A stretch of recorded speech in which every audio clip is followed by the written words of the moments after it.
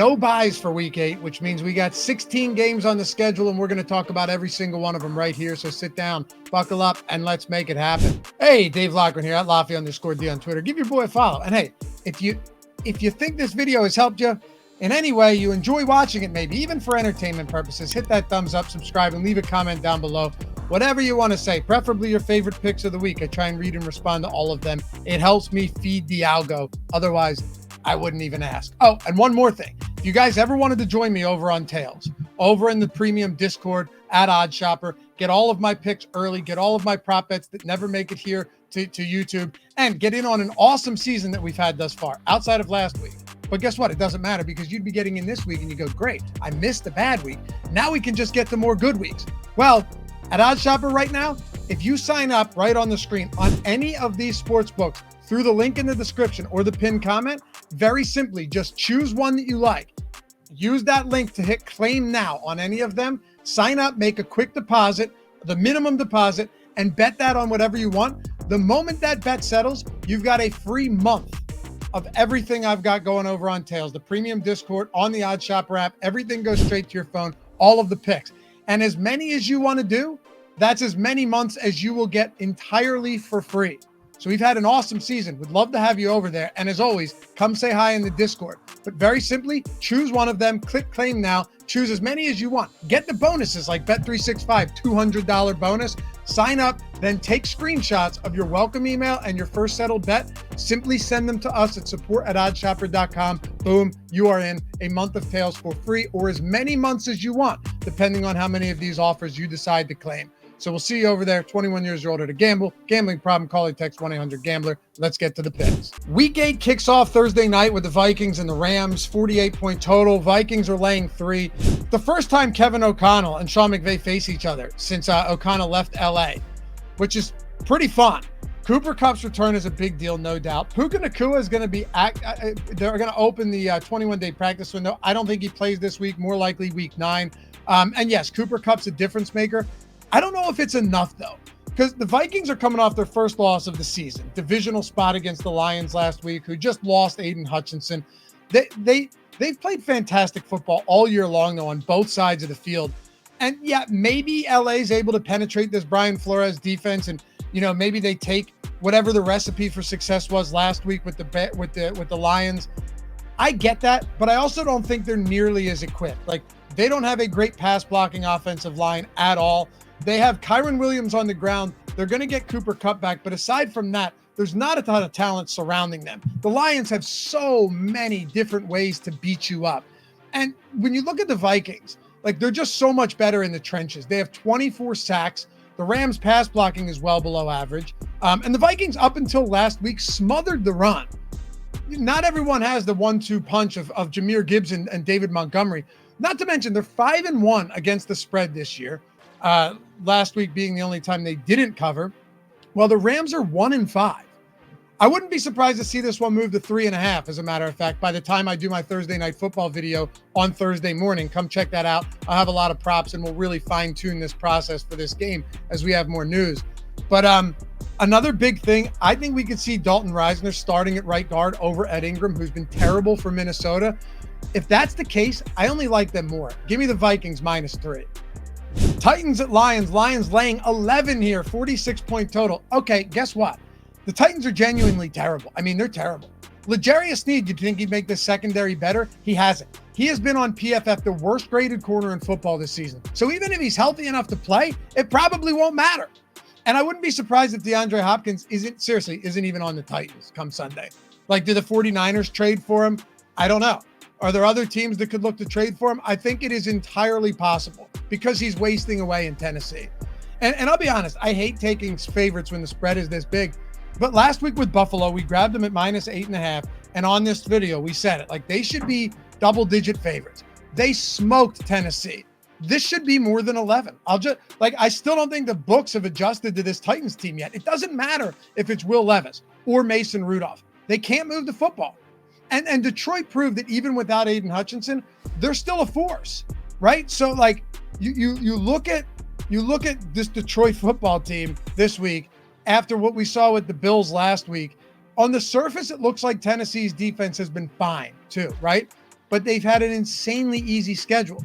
They were fortunate enough to face Tyler Huntley, Malik Willis, and then Aaron Rodgers in his second game back. He hasn't been good anyway. And Caleb Williams in his NFL debut. We know how number 1 overall picks perform in their first game. Last week, Josh Allen picked them apart, and I expect Jared Goff at home to do the same thing. It's a lot of points. It's a lot of points you're laying on Detroit, but you're not betting Tennessee right now. So if you're not betting Detroit, just don't bet this one at all, unless you see something about this lifeless Titans team that I don't. As of now, Detroit -11. I think it moves further. Packers at the Jags. Packers -4.5 here. 50-point total. Did the Jags figure something out last week on Sunday in London, or are the Pats just that bad? Or is it both? It could be both. I'll tell you one thing they figured out, but maybe they didn't, because Doug Peterson's like, no, Travis Etienne, still our guy. We don't believe that injuries mean a player should lose their job. Well, what if the other guy's just better? Because the one thing they figured out is that Tank Bigsby is the real deal. Now we'll see what Doug Peterson does. See how stubborn he is with this backfield. Because I'll tell you, the one way and the only way that they can beat this Packers team or cover this number at 4.5 is if they lean on the ground. Because if this game gets out of control early and the Packers go up, I don't see Trevor Lawrence against this good Green Bay secondary. I don't see him coming back from this. You got to lean on the ground. And as a matter of fact, the reason I say this is because the Packers have struggled on the ground in run defense. There have been 4 running backs with 100-yard games already against the Packers this season. And Aaron Jones had 93. So it's almost 5 out of 7 games. The problem, though, is with Doug Peterson. The problem with, if he doesn't make the right calls, it's all over. And the Jags have done a decent enough job of stopping the run. They've actually been pretty good there, but their pass defense has been abysmal. So if they fall behind early, it's going to be a long day. I kind of like them at home, though. I do. It's a lean. I haven't bet this game yet, but the Packers are coming off a big win at home against Houston. Now they travel to Jacksonville. Maybe the Jags got some confidence in London coming off that gimme win against the Pats. They won in blowout fashion. I don't like how this game could take a turn for the worst if they get behind early, but right now, my lean is going to be Jags +4.5. Colts at the Texans. Texans 6-point favorites, 46.5-point total. We're going to see some things change. We already are, with the big favorites starting to cover. Like, remember the first 5 weeks of the season? It was just every 6+ point dog was covering, and most of them were winning outright, literally the majority of them. Now, over the last 2 weeks, totally different. And it was almost a clean sweep in week 6. Last week, the Rams were the only team as a 6+ point favorite to not cover. The only one, and they should have, had it not been for an inexplicable decision by Antonio Pierce to go for the field goal there when they're down by 8 points at the 9-yard line. Made no sense. Works for us though, because we bet the Raiders. But the thing is, I'm just not an Anthony Richardson. I can't back that guy right now. Like the bad decisions, the inaccuracy, he's got a ceiling, he has upside, but you never know what you're going to get out of him. I think the play here probably, for your quote unquote sharp bettors is going to be, you got to go Indianapolis. And I get that. Jonathan Taylor could be back. Shane Steichen blamed himself for the play calling in that ugly win over the Dolphins. He's a good coach. I do have faith in him. What I don't have faith in is Richardson to not turn the ball over and put points on the board for the other team. I like the over here. That's what I'd rather do. I like a bounce back for CJ Stroud, who had 86 yards passing at Lambeau last week. And the Colts defense, despite limiting offenses like Miami and Tennessee, bad offenses right now, to a combined 27 points the last 2 weeks, they're still not good. That bend but don't break mentality goes out the window when you face a good offense and a good running back in Mixon who's been carving it up. Definite shootout potential here. In this divisional spot, give me over 46.5. Ravens 9-point favorites at the Browns, 44.5-point total. All right, at this point, I just might have to keep backing the Browns. Call me an idiot. I get it. I do. Last week, Deshaun Watson, it's funny because we had the Browns against the Bengals. That was actually looking good. Deshaun Watson was by far having his best game. He was 15 of 17, moving the ball downfield, 7.5 yards per attempt. Then I saw it. I'm watching this. Actually, my father-in-law was watching the Eagles game, and then we had Red Zone on, and I see it. He goes, "Oh, that looked bad." I said, "That's an Achilles." I went back. You could tell. You see it spring up through the calf. It was over, right? But the Browns O-line is finally mostly healthy for the first time all season last week, outside of Wyatt Teller. And their defense at home, where they've been great, held Joe Burrow and the Bengals to 223 total yards. I mean, that's pretty good. I'd only bet this game if Jameis is starting, though. And even that's scary because the Ravens are just an incredible football team. But, Dorian Thompson-Robinson looked awful replacing Watson, got picked off twice, fumbled another time, but didn't lose it. He looked worse than Watson, honestly. So we'll have to wait and see on this finger injury. But as 9-point home dogs in a divisional spot, it's truly never looked worse for Cleveland. Yet the truth is that Nick Chubb is back for the second game. Who knows if he's the same player? And it's a really tough run defense in Baltimore. But he should be a little bit more broken in. Myles Garrett is still a stud. This run defense is still excellent. They still have a good secondary. And Baltimore's coughing up a ton of production through the air. And Marlon Humphrey is out with a knee injury. Well, I don't know if he's out, but he left that game. He might be out with a knee injury. So let's wait for the starting quarterback here. But right now, I'd lean Cleveland. And, if this moves to 10, I'm betting Cleveland, and I'll probably regret it. Eagles at the Bengals. Bengals 2.5-point favorites at home, 47.5-point total. It's a tough game here. The Eagles dismantled the Giants last week. We talked about this, how much of a problem it would be if the Andrew Thomas injury came into play. And when I did it on Tuesday, he was questionable. Then a couple days later, he's done for the year. That's a huge problem. But we'll get to that game later. I just don't see the Eagles being able to get to Burrow as easily as they did with Daniel Jones. There's also real shootout potential here, and I think that's the direction that I'm going to take. Now, I really wanted to grab some quarter props since the Eagles, I don't think the Eagles have scored in the first quarter this season. Okay, that's how bad it's been. And in the second quarter, these games have exploded between Eagles and their opponents, but the books are onto it. I looked, they know this trend. They've seen it, like 14.5 total points in the second quarter. Yeah, no, we're not betting more than 2 touchdowns in the second quarter. So I think you lean inside a field goal on Cincinnati, -2.5 at home. But their defense has been bad enough to where I like the over 47.5 in this game. That's what I like. The Eagles defense is still pretty suspect in the passing game if they can't get to Joe Burrow. And I love Quinion Mitchell's potential, but if the quarterbacks have time to throw, Joe Burrow specifically, he's going to have plenty of chances. And the Bengals defense has just been terrible themselves. So give me over 47.5, and I'll lean Bengals -2.5 here as well. Jets -7, 41.5-point total against the Patriots. If the Jets blow this game, it's over. Honestly, it might already be over, okay? It might already be over. They got Devontae Adams. They get Hassan Reddick back. There's just no excuse for this game to stay competitive if you're the Jets. They're coming off a hideous road loss to Pittsburgh, but still, the Patriots are bad. The Steelers are actually a good football team.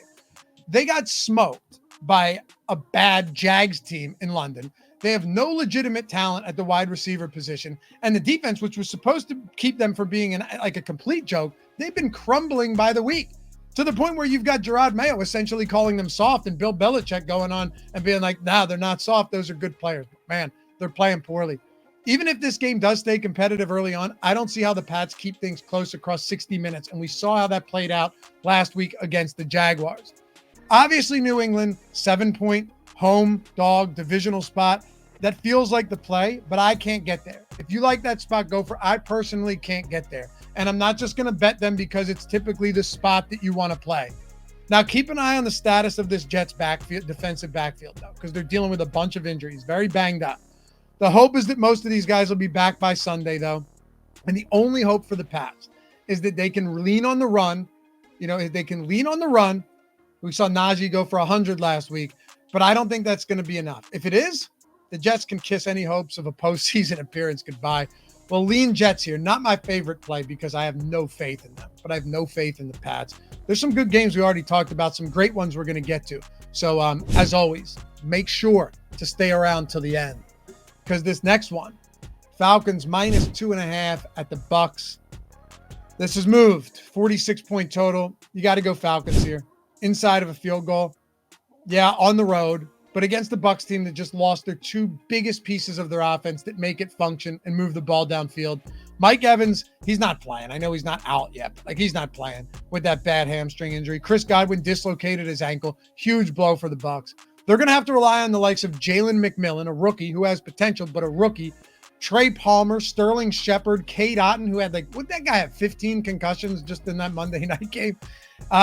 And the pass catching prowess of Rachaad White is nice. His props might look good. As I said, come hit me up in the premium Discord over on Tails. That's the place to do it because we're going to be hammering a lot of these spots when props drop tomorrow morning. I'm recording this on Tuesday. Like I said, Either use promo code NFL24, get your first week for less than $5, your first month for less than $15, or just use the link in the description. Sign up on BetMGM, get $200 in bonus bets, right? When you deposit 10 and bet 5, and then just follow those very simple instructions to get a free month of tails, free month of the subscription. So if you hate it, you go, whatever, I got all my bonus bets on Bet365. What do I care? And if you decide to sign up on Caesars and BetMGM and FanDuel as well, that's 4 full months of tails. You hang out, join the community, sweat some bets, some ladder plays, some parlays, all that good stuff. We're right there. And like I said, you probably have $500 in bonus bets now from depositing $25 or whatever that was. And that's across 4 different books. Come join me, say hi. But I like this Falcons team this week. You have to go with them here. You have to. I mean, also the Bucs could be without Tyke Smith, their excellent rookie cornerback who suffered a concussion Monday night. He's going to have to clear that in the short week. The Falcons have no real pass rush. That's one of the reasons we like Geno Smith and the Seahawks last week. But it doesn't seem to be as big of a problem here when the opposing team is missing their top 2 playmakers. And with Atlanta coming off an ugly home loss, this kind of feels like a nice get-right bounce-back spot with Tampa reeling after that Monday night loss to Baltimore, honestly. It's not that they lost. It's the fact that they lost a ton of key players. I don't know, man. I don't want to overthink this. The way Tampa keeps this close is with the heavy blitz, right? You know what what Todd Bowles wants to do. And the pass rush against the statuesque Kirk Cousins. But guess what? Last time these teams faced each other, that didn't work in week 4. Cousins threw for 509 yards in the overtime win. Give me Falcons -2.5. Cardinals at the Dolphins. Dolphins 3-point favorites, 46.5 point total. Tua should be back for this one, which is huge for a Dolphins team that's had to survive, in quotes, with Tyler Huntley, Skylar Thompson, and Tim Boyle over the last 4.5 games. I mean, that's just crazy. It's wild to think how much one player transforms an offense. Obviously, quarterback, I get that, but this one's even more pronounced. Let's not forget, as bad as Miami's been since Tua went down, they still have Tyreek Hill, Jalen Waddle, Devon Achane, Jalen Waddle, Tyreek Hill, and Raheem Mostert on offense. And also, a defense that's quietly allowed the 4th fewest yards per game. Don't get me wrong. They've had some easy opponents, no doubt, some very easy matchups, but they've still held up for sure. And this is a very quality secondary against a Cardinals team that has shown no offensive explosiveness since week 2 rout over the LA Rams. So what am I missing? Maybe this is the sucker bet. You're going to grab Miami -3 at home with Tua coming back. Oh, all right, I get it. Yeah, but I'm just not sold on the Cardinals at all. They only allowed 15 points on Monday night to Justin Herbert and the Chargers, but they coughed up almost 400 yards. They just benefited from the fact that the Chargers offense stinks and they have no weapons. And yeah, Arizona shut down the ground game, but still gave up 395 yards. The Dolphins have weapons. This is a huge test for this Arizona defense that they haven't faced recently. Give me Dolphins -3. Bills at Seahawks. Bills laying 3 on the road against the 12th man out there in Seattle. 47-point total. This DK Metcalf injury could be a problem. He said he's going to do everything humanly possible to be ready, and he better be because this guy is so good. I mean, a true freakish human. Makes some of the most beautiful, insane circus catches you're ever going to see, and he does it every week. If he's out, that really hurts Seattle. Even with JSN, even with Lockett, even with Kenneth Walker, the absence of DK Metcalf in a spot like this can't be understated. And the other thing that hurts Seattle is Buffalo's pass rush. If Geno is feeling heavy pressure, he's a totally different quarterback. We've seen that. One other thing, will Reek Woolen be back for Seattle? I don't know. They're going to need him now that the Bills added Amari Cooper to the mix. Amari only ran 12 routes and was targeted on 5 of them. So that means they're either going to work him in slowly and target him a lot on those infrequent routes, or they're like, let's get this guy the ball as much as possible in his first week after only being here 5 days, and now they're going to open things up. If that happens, that's another problem. Let's see what's up with DK Metcalf. It's a true wait and see. I would lean the over right now, but I don't have any side of this game that I like. There are a few spots to me that are too big for us to just flippantly make calls without knowing what's going on. I'll pass. I'll hit you up in Discord when we have a play for this one for sure. Saints at the Chargers. Chargers 7-point favorites at home. Matter of fact, I'm seeing 7.5 now, so let me adjust that one. It's a 40-point total. This game plan for Harbaugh and Greg Roman, it's got to be that they just run the ball down Seattle's throat at this point. Listen to this, okay? The Saints have allowed 502 rushing yards over the last 2 weeks. 502 rushing yards over the last 2 weeks. I still don't want to bet the Chargers at 7.5-point favorites, though. I'd rather just play for this game to be an ugly, low-scoring affair. Like, the Chargers are now 5-1 to the under. I know the Saints are 5-2 to the under, but that was like weeks 1 and 2 where teams hadn't figured him out yet, and then they figured him out, and then they lost Derek Carr, who's not expected to play. Like, it's a totally different team. And then last week with that fluky last-minute touchdown, I throw a lot of that out the window. But the Chargers are 5-1 to the under. They rank first in points allowed on defense, the fewest amount, 13.8 on the year, and 27th in points scored. Like, Ladd McConkey's their top wide receiver right now. Okay, they have J.K. Dobbins, and that's essentially it. Justin Herbert doesn't have reliable weapons. Hell, Will Dissly had 10 targets on Monday night. The Saints defense is bad, but so is this Chargers offense. There's no real proven talent, and Carr's likely out again. And teams with Carr out, with this team banged up, and with this team the way they are, unable to throw the ball, they're just eliminating Alvin Kamara from the game plan. We've seen that in back-to-back weeks. So you'd think Harbaugh gets back to what's won him games this year by controlling possession, running the clock, or running the ball and grinding the clock, but 7.5 points is too much. Give me under 40 here. That's my play. Chiefs, 10-point favorites at the Raiders, 41-point total. Okay, look, there's two things that have been very profitable long-term for us when it comes to Patrick Mahomes, and we've talked about it for years doing this show right here on the YouTube channel, on the YouTubes. Bet on him when he's an underdog and bet against him when he's a big favorite. The obvious thought here, obviously, people tell me this all the time, like in the comments, oh, I'm not betting against Patrick. I'm not betting the Raiders. Okay, fine, right? I get it. But this has historically been one of those spots where Mahomes struggles. Not struggles, but they struggle to cover. And the two games we bet against Mahomes as a big favorite this year, because we bet against them in both, and we bet on him last week as a dog. We stayed true to our word. Was the Chargers. We got the Chargers at plus 8.5, and the Bengals at plus 6.5. Those are we bet against Mahomes there. Mahomes failed to cover in both of them. Look, I'm not a big trends guy, but Mahomes has been profitable for us in that respect. Bet on him as a dog, bet against him as a huge favorite. So win or lose, we go with what's consistently made us money before in the past. 10 points as divisional home dogs is a lot. So here's to Brock Bowers keeping the Chiefs can't defend tight ends narrative alive. Raiders plus 10 at home. Panthers at the Broncos. Broncos laying 8.5. That's a lot of points. 43.5-point total. The Panthers are 1-6 against the spread. 5-17-2 since last season. This team's atrocious. I just don't see how Denver doesn't move the football at will. Javonte Williams finally looked like he had a pulse last week against another terrible defense in New Orleans. Bo Nix is getting better by the week, has legitimate rushing upside, and Denver probably won't even have to throw the ball that much, but if they want to, they'll be able to. Maybe Courtland Sutton wakes up after his 0 target, 0 reception performance last week. I don't know. I would think Surtain clears concussion protocol, which just makes this an even tougher spot for Carolina. Their defense is just so bad, Carolina, that it might not matter how big of a spread it is right now. It might not even matter. It might not matter how big the spread is. Like, yeah, I'm being a little hyperbolic, obviously, but only kind of, because what I'm saying is you just can't bet on the Panthers anymore. You can't. I don't care. You can't do it. I mean, making matters worse for them is the fact that Denver has one of the most surprisingly good defenses under Vance Joseph, and they're basically top 5 in every metric everywhere on defense. Yeah, give me Denver minus 8.5. My God, what a big number. But the Panthers won one game this year, okay? And that was a dead cat bounce game with Andy Dalton against the Raiders in Las Vegas.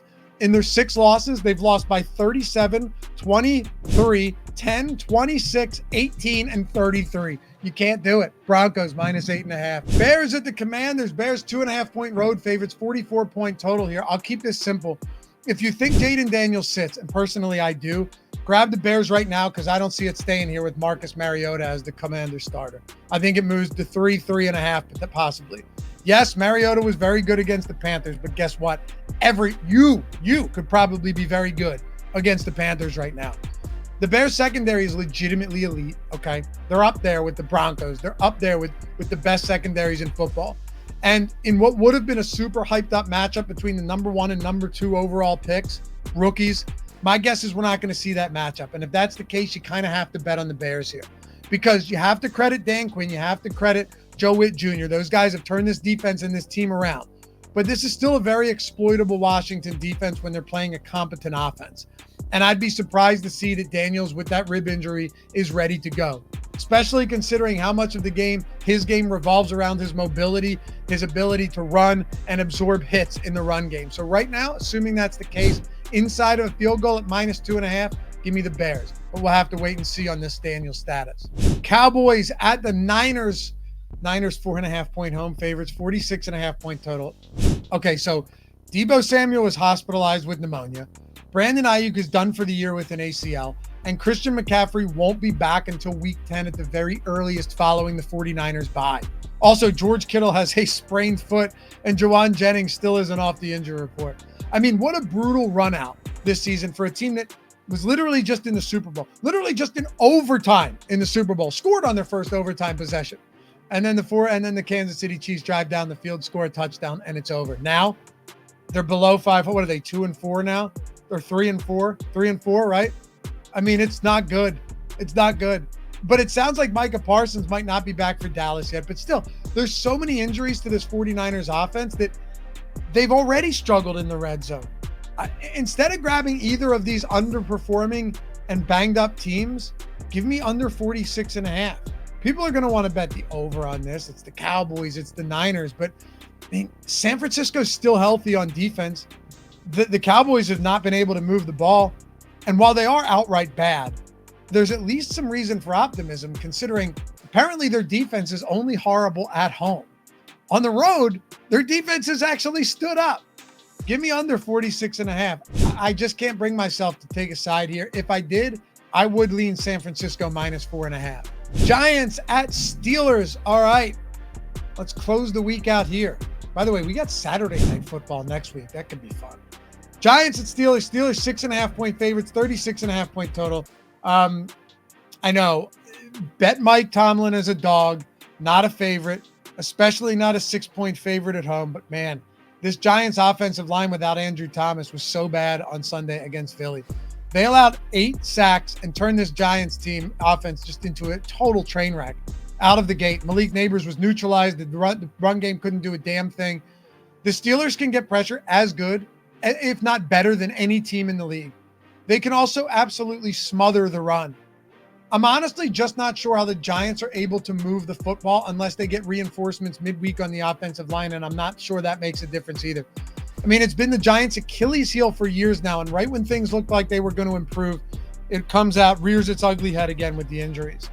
Truthfully, unless the Giants' defensive line is dominant to the point where Russell Wilson can't operate, I don't see how they stay competitive. Now, that is possible. The Giants lead the league in sacks. Like, they could really force turnovers here. They could force turnovers here. I'll tell you what, I'm going back and forth on this one, and I'll have a video Monday morning for this as well. We'll have some more information. I actually think at 6.5, as ugly as it is and as much as I want to lay it on the Steelers, I think you might just have the one advantage for the Giants being that they can get to the quarterback too.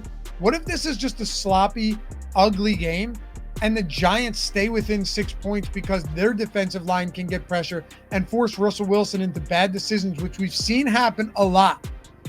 So yeah, I'll have more on this Monday. It's a big number. It's a big number with Russell Wilson at the helm.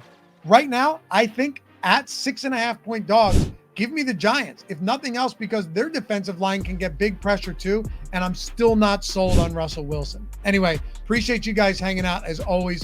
I love doing this video. All of the support's greatly, or I should say, never goes unnoticed. We'll see you back here for the next one. I'll see you over there in the premium Discord and on Tails. Say what's up if you happen to join me. Use that link. Any of those books will get you their months for free. Just follow those steps. Otherwise, until next time, I'll see you back here for picks for Thursday night football. Peace.